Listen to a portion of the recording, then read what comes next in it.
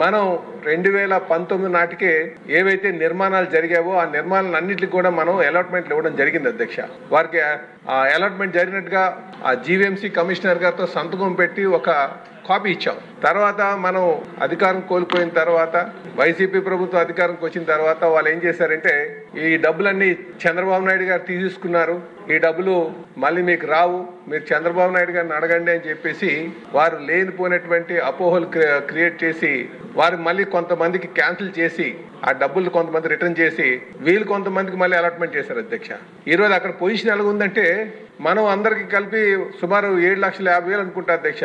అంటే వైజాగ్ లో ఉన్నటువంటి ఇల్లు అన్నిటి కూడా అలాట్మెంట్ చేసాం. రాష్ట్ర వ్యాప్తంగా ఉన్నాయి కానీ మనం అలాట్మెంట్లు చేసాం. కొంతమంది క్యాన్సిల్ చేసి వీళ్ళు మళ్ళీ కొంతమందికి ఇచ్చారు అధ్యక్ష. ఇప్పుడు చూస్తే ఇక్కడ 10 ఇల్లులు ఉన్నాయంటే 12 మంది ఉన్నారు అధ్యక్ష. సో చాలా మంది తిరుగుతున్నారు. అయితే ఈరోజు మన అధికారంకి వచ్చిన తర్వాత వెరిఫికేషన్ స్టార్ట్ చేసాం, చాలా సంతోషం.